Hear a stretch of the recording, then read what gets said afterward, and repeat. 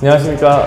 달려라 병원에서 야심차게 준비한 그런데 말입니다. 특별편으로 오늘 하지 관절을 맡고 있는 장조은 원장입니다. 오늘 특별편으로 무릎 관절의 인공관절 편을 제가 맡게 되었는데요. 오늘은 그 첫 시간으로 어떤 분들을 인공관절 수술을 할 건지, 아니면 수술하고 나서 어떤 분들에서 좀 더 결과가 좋은지, 아니면 수술 전에 어떤 부분을 좀 고려하고 수술을 하면 좋은지, 이런 면에 대해서 사실 저희가 외래를 보면서 상담을 하면서 다 얘기를 드리면 좋지만 시간 때문에 얘기를 못 드리는 경우가 많아서 이번에 이걸 제작하게 되었습니다. 사실 이제 지금 겨울이 되고 많은 할머니, 할아버지 분들이 무릎 관절염을 많이 앓고 계시는데, 날씨가 이렇게 추워지게 되면 무릎이 약간 통증도 예민해지고 밤에 통증도 오래 호소하실 수가 있습니다. 그래서 많은 분들이 이제 이 어머님이나 아버님이 인공관절이 가능한지를 물어보시기 위해서 이렇게 손주들이랑 아들 손을 잡고 저희가 방문을 하게 되는데, 그럼 어떤 분들에서 인공관절을 했을 때 결과가 좋을 것이냐? 그 첫 번째로 먼저 통증을 봐야 되는데, 어머님들께서 이런 운동을 하지 않더라도 오래 조금만 서 있는다 하더라도 쉬면 금방 좋아지는 되는 그런 통증을 갖고 계셔야 되는데, 좀 쉬더라도 별로 통증 호전이 없다 그러면 그것은 조금 관절염에 대해서 치료를 해보셔야 합니다. 그 중에서 이제 약을 먹는 경우가 많은데, 약을 먹고도 그렇게 호전이 생각만큼 좋아지지 않는 통증을 가진 경우에는 수술을 생각해 보는 경우가 있고요. 그 다음에 밤에 주무실 때 통증이 심한 경우에는 혹시 내가 관절염이 심한 경우가 아닌지를 꼭 생각해 보셔야 됩니다. 그래서 쉴 때 통증이 좋아지는지, 그리고 약을 먹어서 통증이 좋아지는지, 그리고 밤에 야간에 잘 때 깰 정도로 아프다든지, 아니면은 잠을 못 이룰 정도로 아픈 통증이 있다든지, 이 세 가지 정도의 통증은 이 무릎 통증이 있다 그러면 일단 무릎에 관절염이 얼마나 있는지를 꼭 확인해 봐야 될 필요가 있다고 봅니다.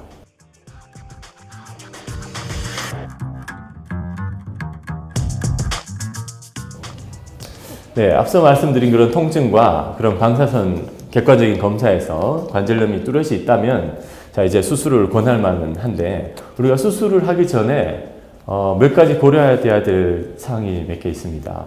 그 중에서 저희가 이제 사회적인 여건이라는 게 있는데, 사실 우리가 무릎 관절염 환자분들이 본인이 이렇게 걸어와서 아이고 수술을 해야 되겠다고 결정하는 경우는 굉장히 드물어요. 대부분 손주라든지 아들, 딸, 며느리 손을 잡고 와서 수술을 해야 되겠다는 분들이 굉장히 많습니다. 그렇다는 것은 이 무릎 인공관절이라는 것이 아프다고 해서 어디 가서 뭐 입원을 쭉 오래 해 있을 만한 그런 병이 아니지 않습니까? 그죠? 그렇지만 또 그 보호자분들에게는 굉장히 얘야 오늘 무릎이 아프구나, 좀 무릎이 시리고 아픈데 어디 바깥 거동하기가 힘들구나, 그러면 또 집에 계셔야 되고, 집에 있게 되면 누군가는 또 원치 않는 간병을 해야 되는 경우도 있고, 지금처럼 이렇게 생활이 IT화되고 이렇게 급변하는 세대에서는 조금 부모님을 이렇게 간병까지는 아니지만 뭔가 뒤에 뒷수발을 해드리기가 보호자분들이 더 힘들어하는 경우가 많습니다. 그래서 환자분들이 무릎이 많이 아프셔서 이 가족들과의 관계가 조금 나빠지는 경우도 간혹 있고, 그러다 보니 이 가족들의 손을 잡고 병원에 찾아오시게 되는데, 그런 것도 사실 수술 후에 수술을 결정하는데 굉장히 중요한 인자가 됩니다. 그만큼 그 가족들의 태도, 가족들이 좀 어머님은 좀 편한 노후를 만들어 쓰면 좋겠다고 하는 그런 가족들의 태도, 그리고 실제로 같이 사는 사람들이 어떻게 생각하는지, 그리고 환자분이 수술 전에 얼마나 활동력이 좋았는지 이런 것들도 수술 전에 고려해야 할 사항이고, 두 번째 이제 아까 제가 말씀드렸듯이 사는 지역, 특히 예전에 뭐 요즘은 다 대도시에 사는 분들이 많지만 간혹 이렇게 손잡고 오시는 분들 중에 농촌에서 일을 하시는 분이 있습니다. 농촌에서 일을 많이 하셨던 분들의 그 몇 가지 특징은, 그 농촌에 계시면은 이 허드렛 일, 이 앞에 딱 나가면 일할 게 많지 않습니까? 쭉 농촌에 계셨던 분들은 어쩔 수 없이 이 뭔가 일을 많이 해야 되는 그런 성격이죠. 이런 성격을 고치지 못하고 빨리 무릎에 무릎 관절염이 왔는데, 무릎이 아프니까 나는 이제 그 일을 그만하련다. 일을 그만하련다라고 마음을 먹었지만, 혹시 수술을 받고 나서 무릎이 좋아진다면 그 성격을 다시 고치지 못하고 또 농사일을 시작하는 경우도 있습니다. 그래서 이 수술의 결정과 수술 후 예후가 좋으려면 사실 이 환자분이 수술 전에 얼마나 그런 가족들과의 관계가 좋았느냐, 그 다음에 수술 후에 또 일을 하지 않을 것인가, 이런 것들을 좀 상담할 필요는 있다고 봅니다. 그래야 결국은 이 수술이라는 게, 인공관절의 단점은 무릎 인공관절의 최대 단점은 어떤 인공관절이나 마찬가지겠지만 그 수명이 있다는 거죠. 수명. 지금 무릎 인공관절의 수명을 보통 평균적으로 한 10에서 15년 정도 보고 있고, 아주 잘 아껴서 쓴 분들은 20년까지 보고 있는데, 수술 후에 일을 많이 하시다든지 어떤 경제적인 이유 때문에 노동을 해야 된다든지 이런 분들은 사실 그렇게 수명이 15년, 20년까지는 좀 예상하지 못하는 경우가 많기 때문에, 그런 것들도 수술 전에 한번 면밀히 살펴봐야 될 것 같아요.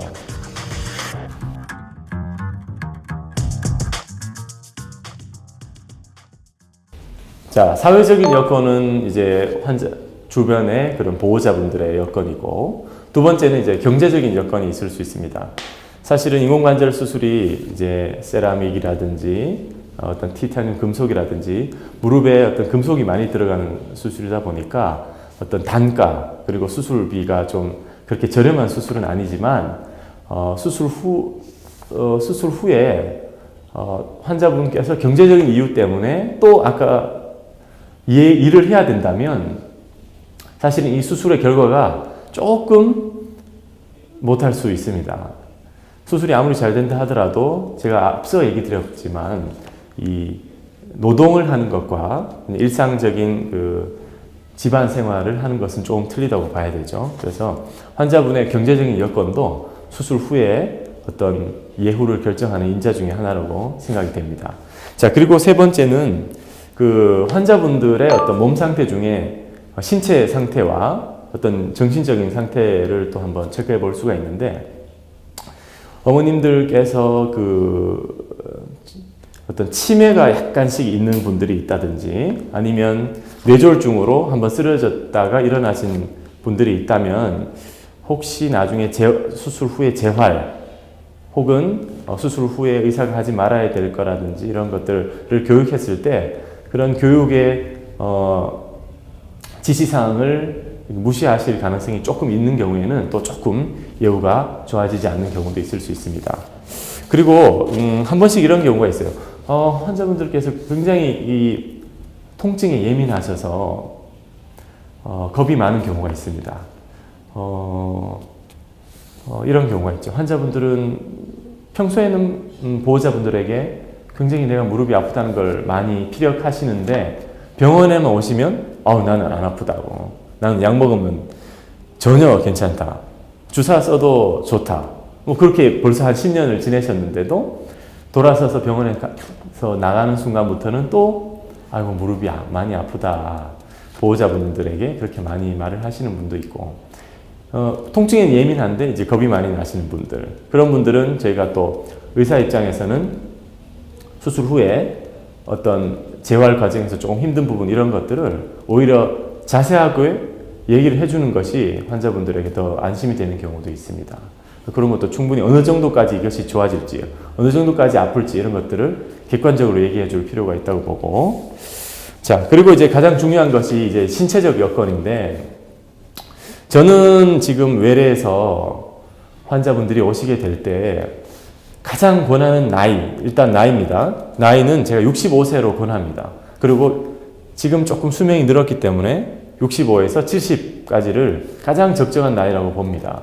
지금 저희 나라의 평균 할머니 평균 수명이 보통 80에서 85세, 그리고 할아버지도 보통 75세 정도 되는 걸 감안했을 때는 우리가 인공관절 수명이 아까 제가 10년에서 15년 정도 본다고 했죠. 오래 쓰면 20년으로 본다면 65세에서 70 사이 정도가 가장 이상적이라고 판단이 되고, 자, 그리고 또 저희가 마지막으로 한번 알아봐야 될 거는 저희 나라의 대사질환 중에 가장 많은 고혈압과 당뇨인데, 이 고혈압 같은 경우는 사실 뇌혈관 질환이죠. 대사질환은 아닙니다만, 고혈압 같은 경우는 조절만 잘 되고 그 다음에 심장 기능에 문제가 없다면 어떤 중환자실이 없는 병원에서 수술을 하셔도 크게 무방하지만, 혹시 당뇨가 좀 오래되셨다든지 이 당뇨가 조절이 잘 안 되시는 분들은 수술 후에 결과가 일반인보다 조금 나빠질 가능성이 있습니다. 당뇨가 있는 분들은 대개 손가락 끝 발뿐 아니고 이 토탈 조인트, 전체적인 관절의 유연성이 좀 떨어지고 수술 후에 유연성이 조금 떨어져서 관절 운동이 덜 될 가능성이 일반 당뇨가 없는 분들에 비해서 조금 더 높습니다. 그래서 당뇨가 오래됐거나 조절이 잘 안 되시는 분들은 수술을 받으시되 수술 전에 당뇨 검사도 아주 정확하게 하시고 수술 후 당뇨 체크를 잘 하셔서 최대한 당뇨 합병증을 막아야 됩니다.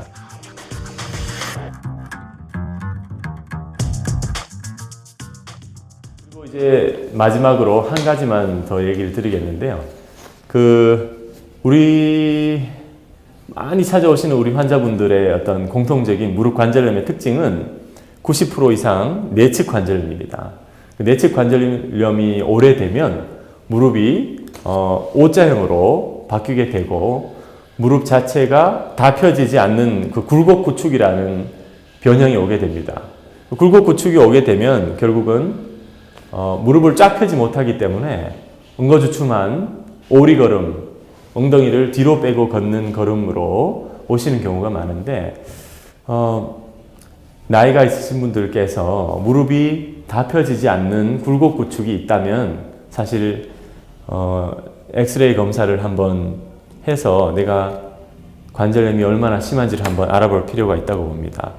저는 외래에서 사실 이 엑스레이를 찍기 전에 환자분의 통증이라든지 통증의 정도라든지 양상을 물어보고 무릎을 한번 제가 직접 손으로 펴보는데, 이 펼 때 통증이 심하다든지 다 펴지지 않는 경우, 특히 무릎을 쫙 폈을 때도 이렇게 의사가 손을 오금 쪽으로 이렇게 밀어 넣어 봤을 때 쑥 들어갈 만큼 15에서 30도 이상 굴곡구축이 있다 그러면 수술 후에 인공관절 수술을 한다 하더라도 조금 펴는 운동을 나중에 오래 해야 될 가능성이 있기 때문에 충분히 이제 빨리 수술을 받을 때가 되었다는 그런 암시적인 신호가 될 수 있습니다.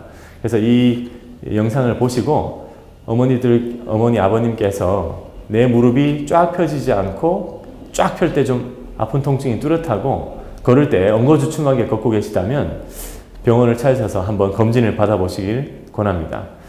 그래서 오늘 제가 이 무릎 인공관절에 대해서 일단 개괄적인 내용을 이야기 드렸습니다. 많은 분들이 이 수술 전에 이렇게 상세한 이야기를 다 듣고 수술을 받으시길 원하시지만, 실제로 이제 이렇게 오래 이야기를 하다 보면 현실적으로는 뒤에 환자분들에게 또 너무 오래 대기 시간을 준다든지 아니면 지금 우리나라의 어떤 의료 실정으로는 다 얘기를 못 듣는 경우가 많아서 저희가 이렇게 영상을 만들게 됐고, 제가 다음 시간에는 무릎 인공관절의 어떤 실제 수술 후의 어떤 경과라든지, 그다음에 수술할 때 어떤 것들을 고려해서 하는 것이 수술 결과가 좋을 것인지를 좀 알려드리는 영상을 한번 가져와 보도록 하겠습니다. 시청해 주신 여러분 감사드립니다.